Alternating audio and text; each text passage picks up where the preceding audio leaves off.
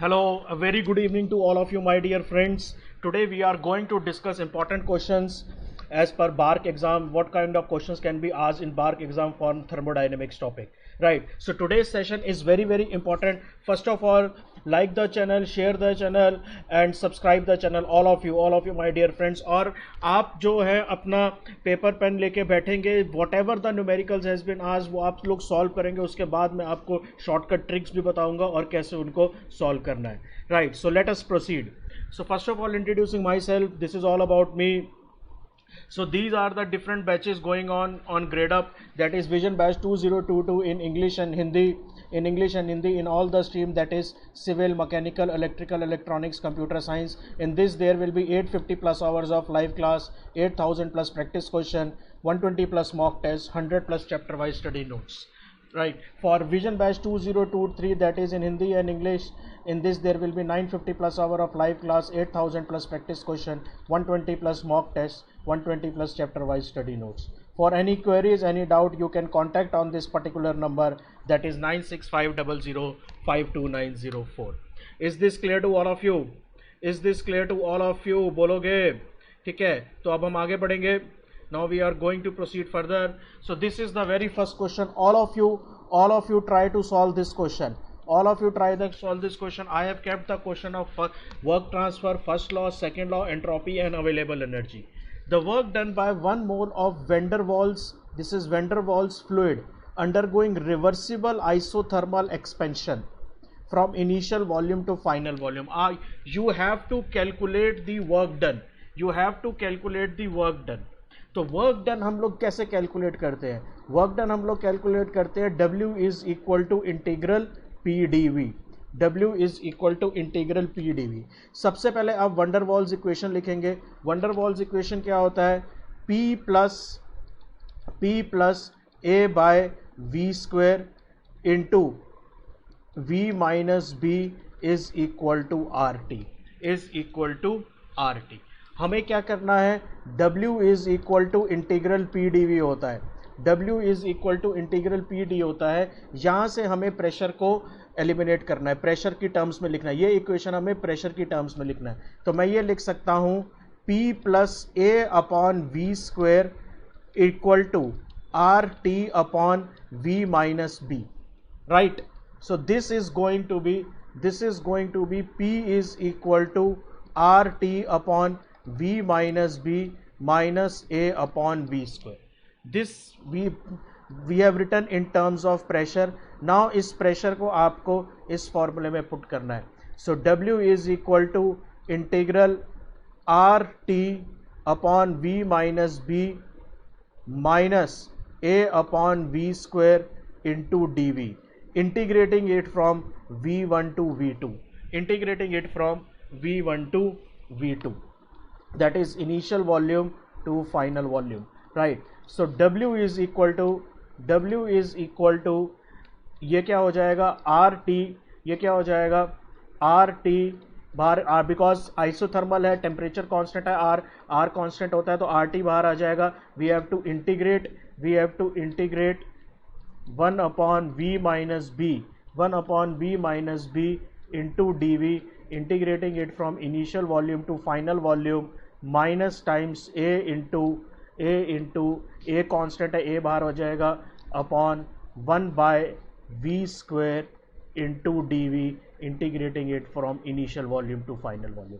तो इसको इंटीग्रेट करेंगे तो आपको वर्क डन का जो फॉर्मूला में फाइनल आंसर आएगा W का, इसको आप इंटीग्रेट करेंगे. I am not going to integrate, that is very simple.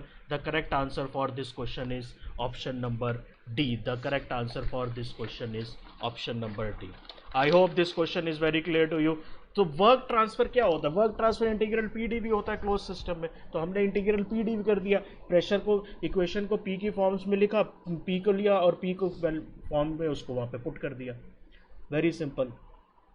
Second question is a frictionless piston cylinder device. A frictionless piston cylinder device contains a gas initially at 0.8 megapascal and volume is 0.015 meter cube. आपको P1 दिया हुआ है, आपको V1 दिया हुआ है. It expands quasi-statically at constant temperature. Constant temperature पे है, कांस्टेंट टेम्परेचर पे है, to a final volume of 0.03 metre cube, you know the value of V2, you have to calculate the work output. Classes में बहुत बार बताया है, समझाया है, गेट का क्लासेस स्टार्ट होने वाला, उसमें ये डेरिवेशन करेंगे। अभी मैं आपको डेरिवेशन नहीं बता सकता because it is very time consuming, तो मैं डायरेक्ट फॉर्मूला लिख रहा हूँ। Work transfer in constant temperature process क्या होता है? Work transfer in constant temperature process होता है W is equal to P1V1 natural log of V2 by V1, P1V1 natural log of V2 by V1. So W is equal to what is initial pressure? It is in megapascal because वो kilo joule में लिखना है तो मैं उसको kilo pascal में लिख रहा हूँ. It is equal to 800 kilo pascal. V1 is equal to 0.015. Natural log of V2 is 0.03 divided by 0.015. So you will be getting answer as 8.32 kilojoule. You will be getting answer as 8.32 kilojoule. Is this clear? Is this clear to all of you? बोलोगे ये question clear हो गया? तो अब ये formula, ये वाला formula कहाँ से आया, ये हम थ्योरी क्लासेस में देखेंगे जो 11th या 12th अगस्त से स्टार्ट होने वाला है. Now we are going to proceed with question number 3. This is also very interesting question. An electric heater is put inside an insulated chamber containing a gas. Considering ये chamber है, ये आपका chamber है, this is your chamber, right, containing a gas. Considering the system boundaries A and B, एक boundary A है, एक boundary B है. One boundary is A, another boundary is B. This is the boundary given as shown in figure. We have option A is heat transfer across A and B. Option B is heat transfer across A, work transfer across B. Option C is work transfer across A, work transfer across B. Option D is work transfer across A, heat transfer across B. तो हो क्या रहा है? Heat और work transfer क्या है? Heat and work transfer R the boundary phenomena. Heat and work transfer R the boundary phenomena. तो यहाँ से क्या हो रहा है, ये बैटरी लगा है, यहाँ से इलेक्ट्रिकल पावर क्या, it is a kind of work, electrical work जा रहा है, तो वो कौन सी इलेक्ट्रिकल वर्क कौन सी बाउंड्री को क्रॉस कर रहा है? इलेक्ट्रिकल वर्क ए बाउंड्री को क्रॉस कर रहा है. This is your A boundary. So work transfer is across A, और जब वो जा रहा है, इसको क्रॉस कर दिया यहाँ पे चैम्बर को, तो ये रेजिस्टेंस लगा हुआ है. तो इलेक्ट्रिकल वर्क आपका हीट में कन्वर्ट हो रहा है, और वो जो हीट है वो ट्रांसफर हो रहा है किस बाउंड्री के? बी बाउंड्री के. So electrical work is crossing across A and heat is crossing across B. Electrical work is crossing across A, heat is crossing across B. So the correct answer is option number D, work transfer across A and heat transfer across B. क्योंकि work and heat क्या होता है, ये दोनों boundary phenomena होता है. आपको सिर्फ बाउंड्री चेक करना है, कौन सा ए बाउंड्री को क्रॉस कर रहा है और कौन सा बी बाउंड्री को क्रॉस कर रहा है. ठीक है. Now going to discuss the next question. This question is also very important. Question number 4. Question number 4. All of you read this question. I want the correct answer from all of you. Air is compressed by a quasi-static process in a piston cylinder assembly. The initial temperature and pressure T1 is given to you, P1 is given to you. Initial temperature Kelvin में लोगे, that is 300 Kelvin. And initial pressure is given to you, that is 0.1 megapascal respectively. It occupies initial volume is also given V1. The compression process follows the law PV raised to power 1.3 is equal to constant. ये constant है. तो ये कौन सा process है? PV raised to power n is equal to constant. This is polytropic process. The final pressure V1 पता है, P1 पता है, T1 पता है, फाइनल प्रेशर P2 भी पता है. The final pressure is 2 megapascal. आपको वर्क डन निकालना है. अब वर्क डन का फॉर्मूला क्या होता है पॉलीट्रोपिक प्रोसेस में? पॉलीट्रोपिक प्रोसेस में वर्क डन का फॉर्मूला क्या होता है? पॉलीट्रोपिक प्रोसेस में वर्क डन का फॉर्मूला होता है P1 V1 minus P2 V2 upon n minus 1. You know the value of P1, you know the value of V1, you know the value of P2. तो P1 पता है, V1 पता है, P2 पता है, V2 तो पता ही नहीं है, V2 तो पता ही नहीं है. तो पहले हमें V2 निकालना पड़ेगा. First of all you have to calculate the value of V2. तो वो कैसे निकलेगा? P1 V1 raise to power n is equal to P2 V2 raised to power n. You know the value of P1, it is 0.1 megapascal. तो kilo pascal में करेंगे तो 100 kilo pascal. What is the value of V1? V1 is 10 raised to power minus 3. What is the value of n? N is 1.3 is equal to P2. What is the value of P2? 2 megapascal. तो kilo pascal में हो जाएगा 2000 kilo pascal, which is equal to 2000.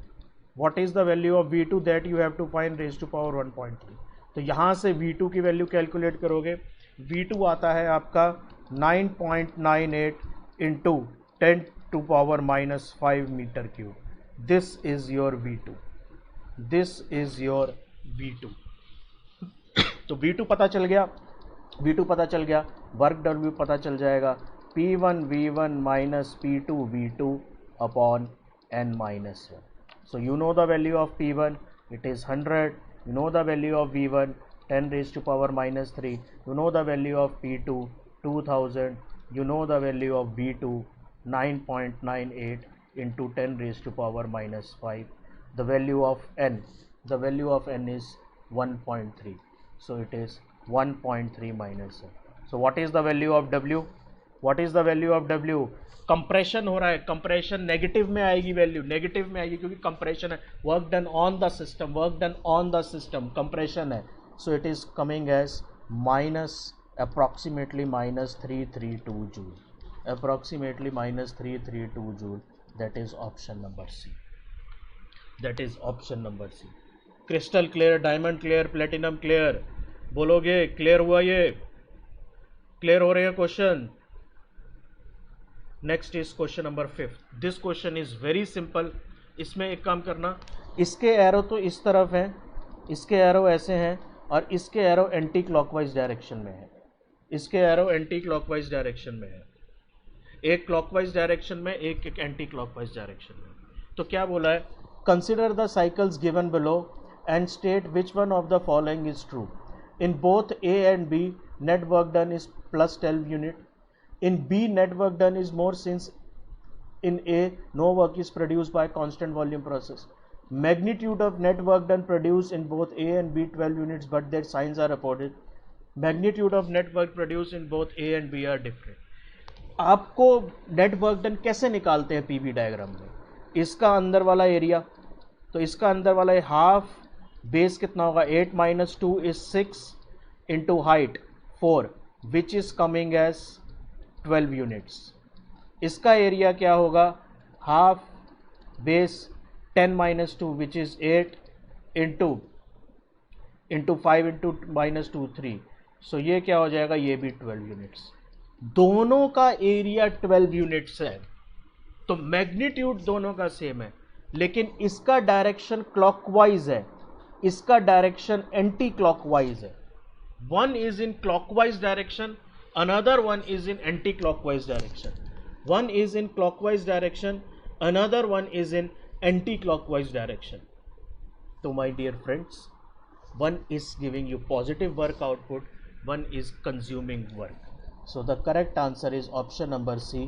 Magnitude of net work produced in both A and B are 12 units, but their signs are opposite. The correct answer is option number C. The correct answer is option number C. Next question, question number 6. All of you solve this question. All of you solve this question. Try करो, पहले question को पढ़ो. जैसे जैसे question में लिखा है, जैसे जैसे क्वेश्चन में लिखा है वैसे ड्रॉ करते जाओ, अपने आप आंसर आ जाएगा. जैसे जैसे क्वेश्चन में लिखा है वैसे वैसे ड्रॉ करते जाओ, अपने आप आंसर आ जाएगा. An ideal gas is taken through 3 processes as a result of which the final state is identical with initial state. मतलब 3 प्रोसेसेस हो रहे हैं जो कि साइकिल में हो रहे हैं. 3 प्रोसेसेस का साइकिल बन रहा है क्योंकि फाइनल और इनिशियल स्टेट सेम है. The nature of the processes work done and heat transfer during the processes are as follows. This is are as follows. One is 1 to 2 is a constant volume process with heat input of 50 kilojoule. 2 to 3 is an isothermal expansion process and work done by the system is 500 kilojoule. 3 to 1 is constant pressure process and work done on the system is 200 kilojoule. The heat transferred and change in internal energy in kilojoule during the process 3 to 1. अब हम क्या करते हैं, PV diagram पे draw कर लेते हैं. PV diagram पे जैसे जैसे दिया है वैसे वैसे ड्रॉ करते जाते हैं. 1 to 2 क्या है, कांस्टेंट वॉल्यूम प्रोसेस है और हीट इनपुट है. कांस्टेंट वॉल्यूम प्रोसेस आपका कैसे बनेगा, constant volume process vertical line बनेगी और हीट इनपुट है. कांस्टेंट वॉल्यूम प्रोसेस में जब भी हीट इनपुट होता है तो वर्टिकल लाइन बनती है with upward arrow, vertical line बनती है with upward arrow. So this is your 1 to 2 process. और हीट इनपुट कितना हो रहा है, 50 kilo joule. So heat transfer, this is from 1 to 2. Heat transfer from 1 to 2 is plus 50 kilo joule, plus heat transfer from 1 to 2 is plus 50 kilo joule. लेकिन work transfer from 1 to 2 क्या होगा, work transfer from 1 to 2 क्या होगा, work transfer from 1 to 2 होगा 0, क्योंकि constant volume process में work transfer क्या होता है, 0. 2 to 3 क्या है, 2 to 3 क्या है, 2 to 3 जो है आइसोथर्मल एक्सपेंशन है. तो 2 to 3 एक्सपेंशन है, प्रेशर डिक्रीज होगा, वॉल्यूम इंक्रीज होगा. तो वॉल्यूम इंक्रीज होगा, प्रेशर डिक्रीज होगा. सो 2 to 3 जो है वो isothermal process. This is your 2 to 3. So 2 to 3 process में क्या होगा, 2 to 3 प्रोसेस में work done by the system क्या है, 500 kilo joule. Work done by the system क्या है, 500 kilo joule. That is work done by the, work done from 2 to 3 is 500 kilo joule. और isothermal process में क्या होता है, heat transfer is equal to work transfer. तो आपका heat transfer भी क्या हो जाएगा, हीट ट्रांसफर भी हो जाएगा 500 किलो जूल. अब ये क्यों होता है आइसोथर्मल प्रोसेस में heat transfer is equal to work transfer, it is a theoretical concept जो हम बाद में जो क्लासेस शुरू हो रही है उसमें देखेंगे. फिर 3 to 1 प्रोसेस है. 3 to 1 कौन सा प्रोसेस है, 3 to 1 is a constant pressure process and work done on the system is 200 kilo joule. तो 3 to 1 कांस्टेंट प्रेशर प्रोसेस है, ये आपका 3 to 1 है constant pressure process. And work done on the system, तो negative हो जाएगा, वो कितना हो जाएगा, -200 किलो जूल. तो आपसे क्या पूछा है, आपसे पूछा है हीट ट्रांसफर. हीट ट्रांसफर पूछा है 3 to 1 में, 3 to 1 में आपसे हीट ट्रांसफर पूछा है and change in internal energy in kilo joule पूछा है. Change in internal energy in kilo joule पूछा है और हीट ट्रांसफर पूछा है. राइट, समझ में आ रहा है. तो आप कैसे करेंगे, ये साइकिल है. साइकिल में क्या होता है, net heat transfer is equal to net work transfer. Heat transfer from 1 to 2 plus heat transfer from 2 to 3 plus heat transfer from 3 to 1 is equal to work transfer from 1 to 2 plus work transfer from 2 to 3 plus work transfer from 3 to 1. Heat transfer from 1 to 2 क्या है, 50. Heat transfer from 2 to 3 क्या है, 500. Heat transfer from 3 to 1 आपको निकालना है. Work transfer from 1 to 2 क्या है, 0. Work transfer from 2 to 3 क्या है, 500. और वर्क ट्रांसफर फ्रॉम 3 to 1 क्या है, -200. सो ये कैंसल आउट हो जाएगा. सो हीट ट्रांसफर फ्रॉम 3 to 1 कितना आ रहा है, -250. ये निकल गया. अब आपसे और क्या पूछा है, हीट ट्रांसफर पूछा था और चेंज इन इंटरनल एनर्जी पूछा था. हीट ट्रांसफर पूछा था और चेंज इन इंटरनल एनर्जी पूछा था. So heat transfer from 3 to 1 is equal to du from 3 to 1 plus work transfer from 3 to 1. Heat transfer कितना है, -250. du आपको फाइंड करना है और वर्क ट्रांसफर कितना है, 3 to 1 -200. So change in internal energy 3 to 1 कितना है, -50. So your du is -50, q is -250. सो क्या आ रहा है आंसर, दोनों negative negative. The correct answer is option number D. समझ में आया क्वेश्चन, समझ में आया क्वेश्चन. तो मैं वही बोल रहा हूँ बार बार, क्वेश्चंस बहुत इंपॉर्टेंट है. कुछ जितना ज़्यादा क्वेश्चंस की प्रैक्टिस करोगे उतना आपके लिए अच्छा है, लेकिन आप क्वेश्चन से दूर भागते हो, लेकिन आप लोग क्वेश्चन से दूर भागते हो, दूर नहीं भागना है, ठीक है। Next question, question number 7। A gas contained in a cylinder is compressed. The work required for compression is 5000 kilojoule. तो dW का वैल्यू क्या है? कंप्रेस हो रहा है, कंप्रेस मतलब negative, work done on the system कितना हो रहा है? -5000 kilojoule. During the process heat interaction of 2000 causes the surrounding to heat. Surrounding heat हो रहा है, ये अगर आपका सिस्टम है तो सिस्टम से हीट बाहर जा रहा है, ये अगर आपका सिस्टम है, ये सराउंडिंग है, तो heat rejected by the system हो रहा है, heat rejected by the system हो रहा है। So heat rejected by the system कितना हो रहा है?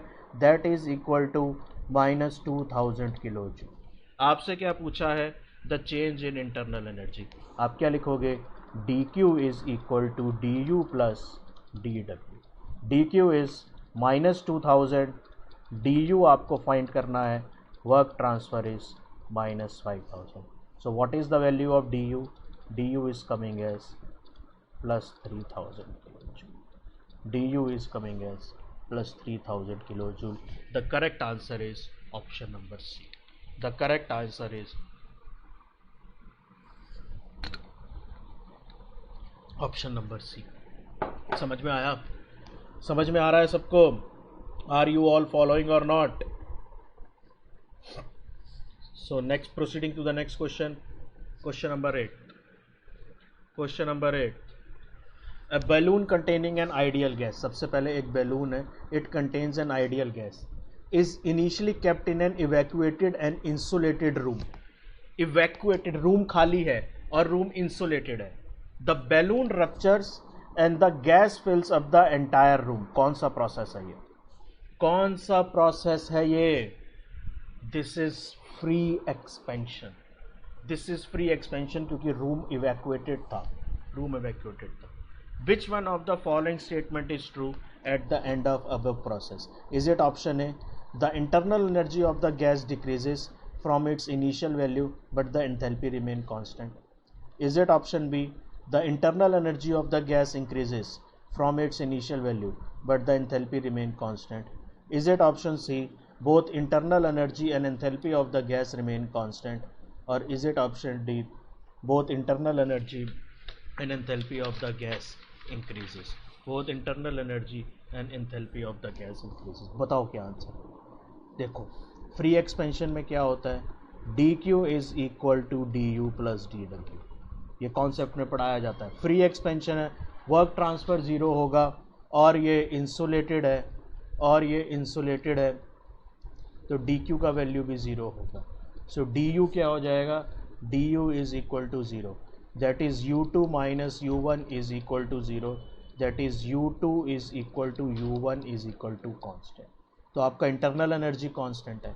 For ideal gas internal energy is a function of temperature, u is equal to function of temperature, तो आपका टेम्परेचर भी कांस्टेंट रहेगा। और अगर टेम्परेचर कांस्टेंट है for ideal gas, enthalpy is a function of temperature, अगर टेम्परेचर कांस्टेंट है तो एंथैल्पी भी कांस्टेंट होगा। तो आपका ऑप्शन आएगा C, both internal energy and enthalpy of the gas remain constant, that is option number C. Both internal energy and enthalpy of the gas remain constant, that is option number C. समझ में आ रहा है? Are you all following और not? Crystal clear, diamond clear, platinum clear? Next question, इस question का answer बताओ। Question number 9, ये तो सिंपल क्वेश्चन है, इसमें ज़्यादा कुछ करना नहीं है। This is the simple question. Q is equal to mc/dt करना है। 2 किलोवाट है, a 2 kilowatt 40 litre water heater is switched on for 20 minutes. The heat capacity for water is 4.2. Assuming all the electrical energy has gone into heating the water, the increase in temperature is. You have to simply do Q is equal to mc/dt. Q क्या होगा? ये जो है ये आपको 2 kilowatt में दिया, इसको किलो जूल में कन्वर्ट करोगे, इसको Q is equal to 2 kilo joule पर सेकेंड। कितनी देर के लिए चल रहा है वो? 20 मिनट्स के लिए। So it is 20 into 60, 20 into 60 second. ये कैंसिल हो जाएगा, तो Q का वैल्यू कितना आ रहा है? Q is coming as 2400 kilo joule. Q मिल गया, Q मिल गया। मास ऑफ वाटर क्या हो जाएगा? Mass is equal to density into volume. Volume का वाटर का डेंसिटी होता है 1000 और वॉल्यूम हो जाएगा, वॉल्यूम है 40 लीटर, दैट इज 40 इंटू 10⁻³ तो मास कितना हो जाएगा? मास 40 ही रहेगा। सो Q क्या है? 2400, मास क्या है? 40, स्पेसिफिक हीट कितना है? 4.2। आपको dt फाइंड करना है। dt is coming out as 14 approximately 14.3, that is option number C, that is option number C। Clear है? क्लियर है? नेक्स्ट क्वेश्चन, क्वेश्चन नंबर 10 का आंसर बताओ। Very interesting question, very interesting question, बहुत ही interesting question है। इसका answer बताओ मेरे को, करेक्ट आंसर देना। अब सेकंड लॉ के क्वेश्चन शुरू हो गए हैं, कुछ फर्स्ट लॉ के किए, कुछ एनर्जी इंटरेक्शन के किए, अब सेकंड लॉ के क्वेश्चन शुरू हो गए हैं। इसका आंसर बताओ। क्या पूछा है? क्या पूछा है? Which one of the following statement is true? Heat can be fully converted to work. ये हो सकता है क्या? ये तो नहीं हो सकता। सेकंड लॉ तो ये है, heat low grade energy can not be fully converted into high grade energy. So heat can not be fully converted into work, work can not be fully converted into heat. No, high grade energy can be converted into low grade energy, low grade energy cannot be fully converted into high grade energy, but high grade energy can be fully converted into low grade energy। तो work को आप fully convert कर सकते हो। Option C क्या है? The efficiency of heat engine increases as the temperature of heat source is increase while keeping the temperature. Heat engine की efficiency क्या है?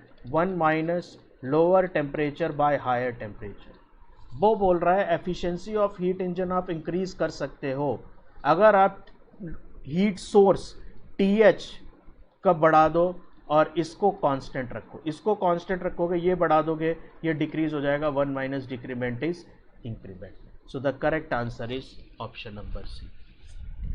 The correct answer is option number D. Option D is option, correct answer is option number सी।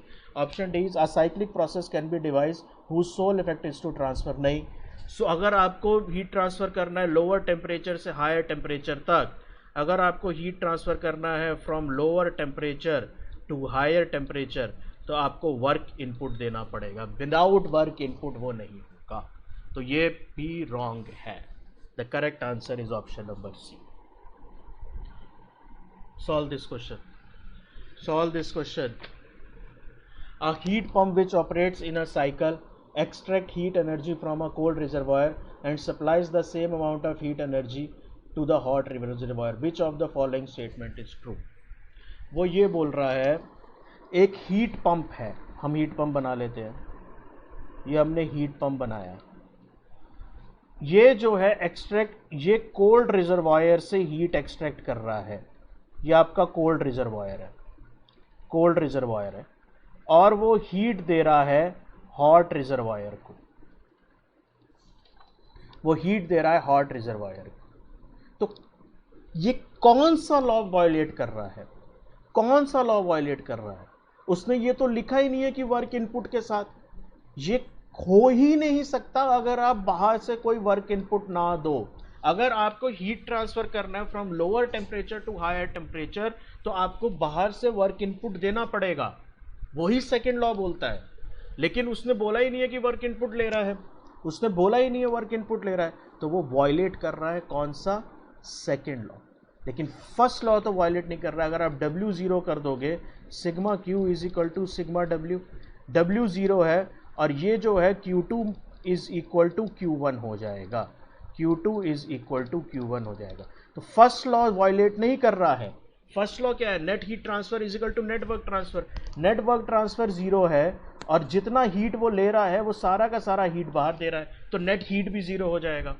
तो first law violet नहीं कर रहा है। कौन सा लॉ वायलेट कर रहा है? सेकेंड लॉ वायलेट कर रहा है।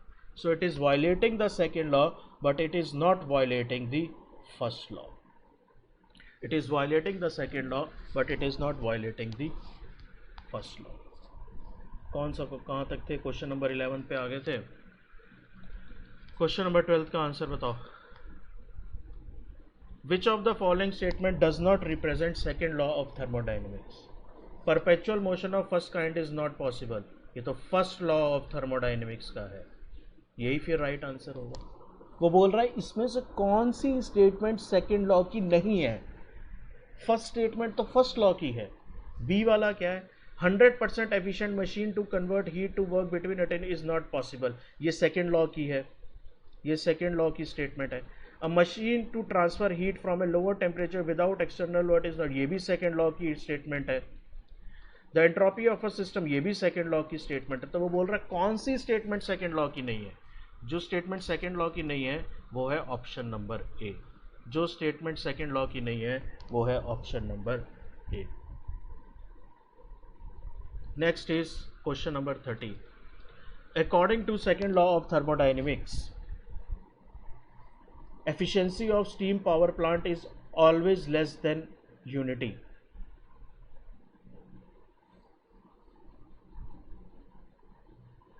ये करेक्ट है।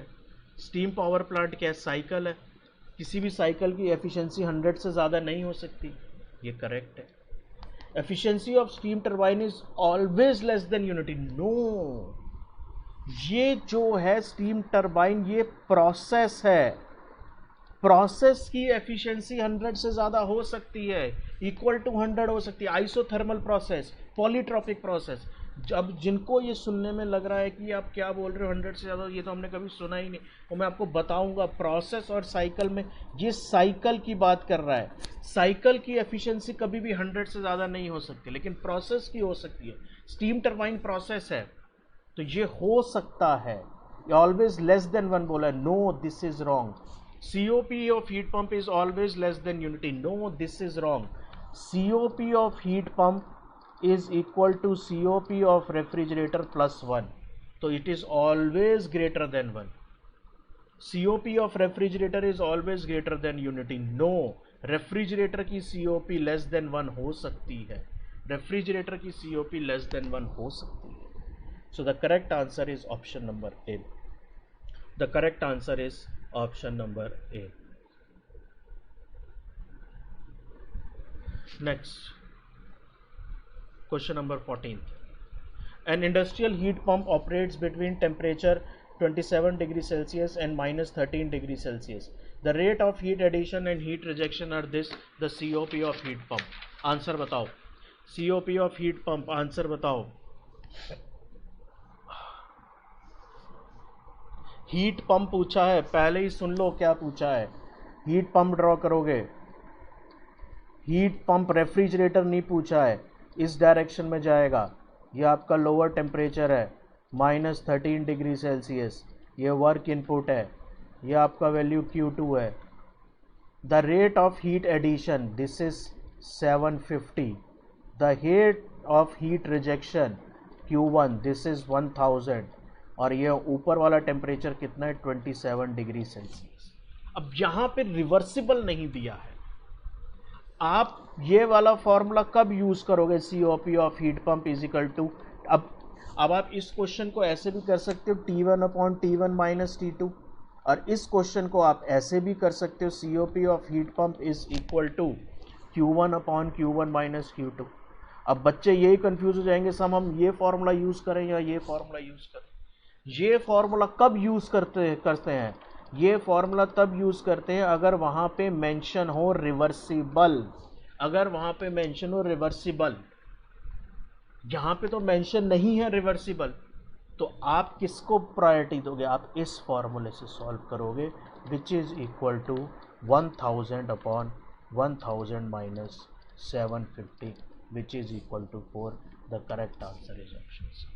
जिसको डाउट है कि सर ये रिवर्सिबल के लिए क्यों है, कैसे, देखो ये सारे कॉन्सेप्ट्स बहुत लेंथी है जो अभी नहीं बता सकता मैं, उसके लिए आपको क्लासेस में आना पड़ेगा, क्लासेस अटेंड करनी पड़ेगी, ठीक है।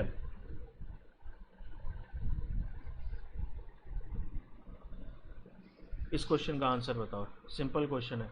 A cyclic device operates between three thermal reservoir as shown in the figure. Heat is transferred to or from the cyclic device. It is assumed that heat transfer between each thermal reservoir and the cyclic device takes place across a negligible temperature. Interaction between the cyclic device and respective thermal reservoir that are shown in the figure are all in the form of heat transfer. आपको क्या करना है? आपको find करना है cyclic integral of D Q by T. अगर वो equal to zero है तो वो रिवर्सिबल है, अगर लेस देन ज़ीरो है तो इरिवर्सिबल है, अगर ग्रेटर देन ज़ीरो है तो इम्पॉसिबल है. तो क्या करोगे? Cyclic integral of D Q by T is equal to zero. Heat supply कितना हो रहा है? 100 kilo joule by 1000 kelvin. So this is equal to Q1 by T1 plus ये हो रहा है 50 kilo joule at 500 kelvin. Q2 by T2 minus Q3 by T3 is equal to 0. So Q1 क्या है? 100 by 1000 plus Q2 is equal to 50 by 500. Q2 is equal to 50 by 500. Heat rejection is 60 by 300. Heat rejection is 60 by 300 and it is coming as equal to 0. So it is going to be, it is a reversible heat engine. It is a reversible heat engine. Clear है? Crystal clear, diamond clear, platinum clear. मज़ा आ रहा है? Questions करने में कुछ समझ में आ रहा है? इस क्वेश्चन का आंसर बताओ. बहुत इंटरेस्टिंग क्वेश्चन है. Please tell me the answer for this question, all of you. Please tell me the answer for this question. I want the answer for this question. All of you, please give the answer.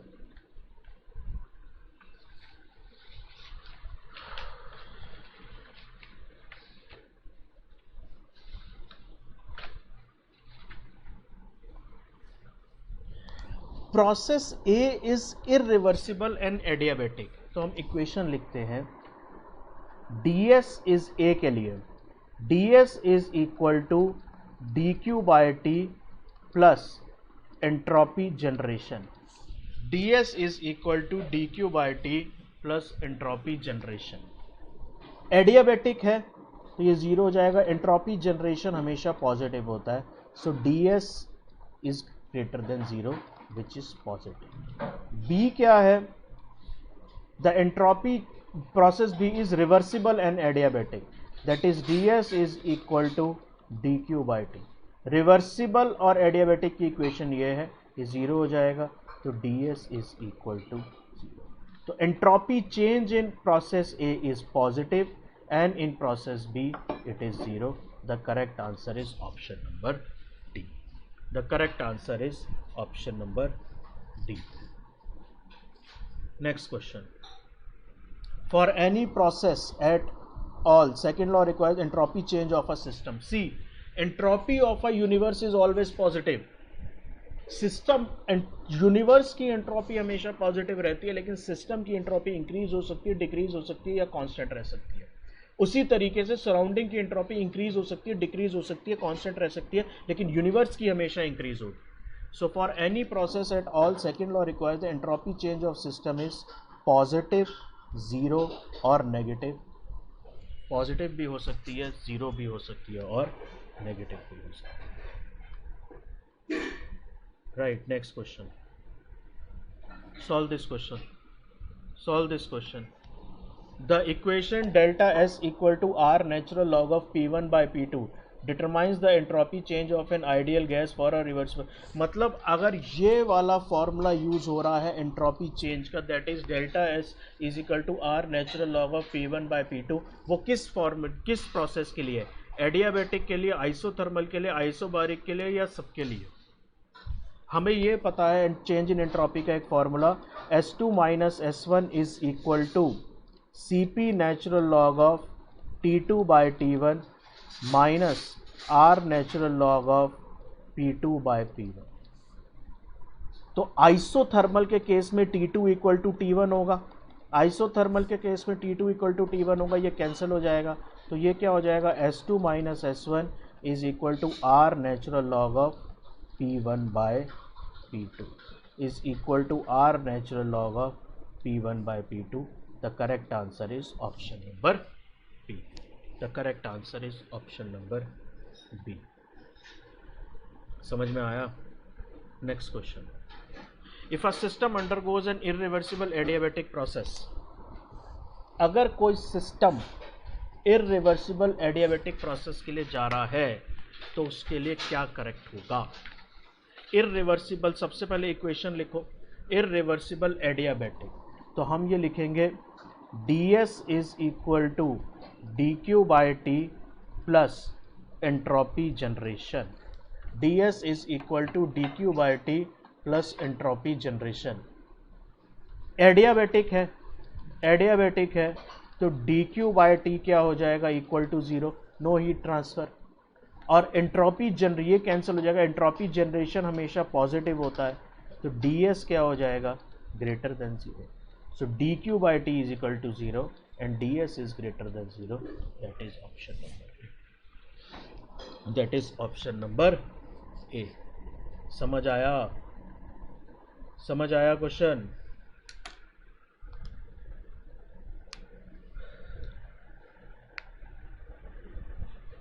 Next question. Heat flows between two reservoirs.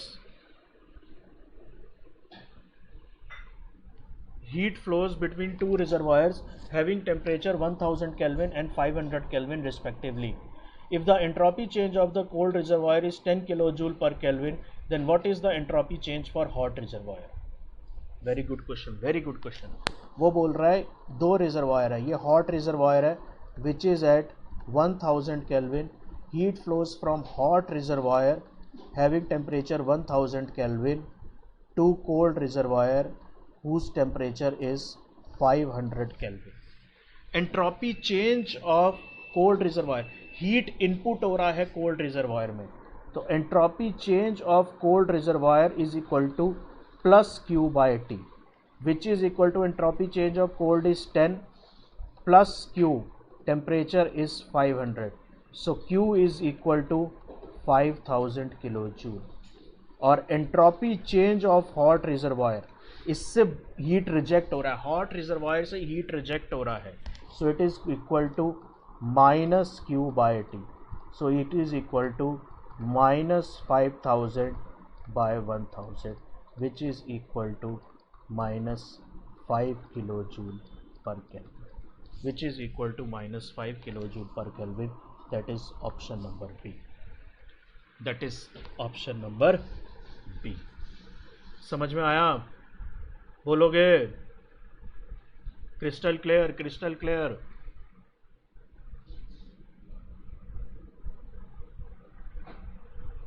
Next question. The given figure shows a thermodynamic cycle on TS diagram. All the processes are straight line. The efficiency of the cycle is. Cycle की efficiency क्या निकालते हैं? Cycle की efficiency कैसे निकालते हैं?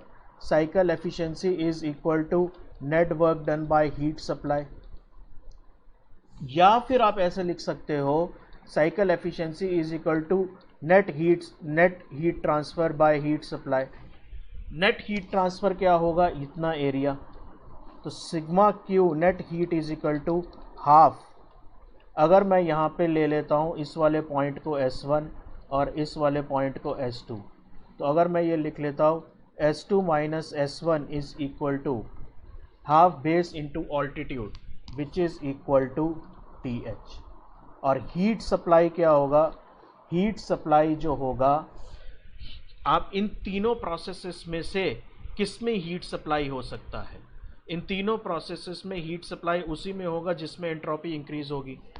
1 से 2 जा रहे हो, एंट्रोपी इंक्रीज हो रही है. 2 से 3 जा रहे हो, एंट्रोपी डिक्रीज हो रही है. 3 से 1 जा रहे हो, एंट्रोपी डिक्रीज हो रही है. तो आपका हीट एडिशन 2 से 3 नहीं होगा, हीट एडिशन 3 से 1 नहीं होगा, हीट एडिशन सिर्फ 1 से 2 होगा.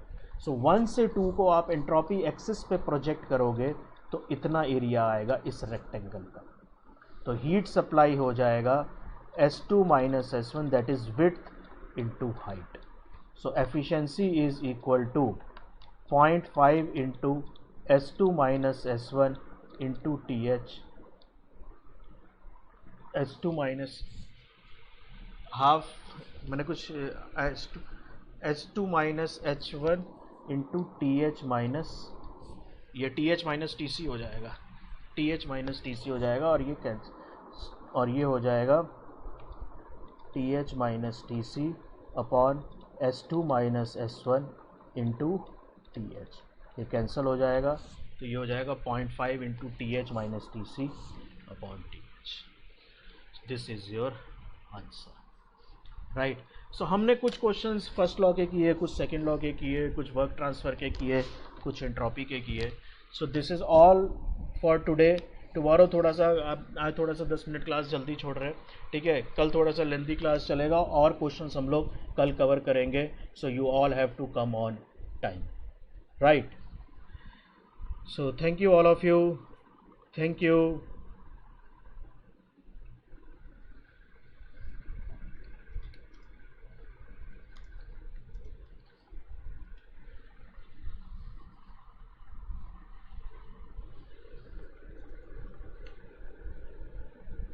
राइट.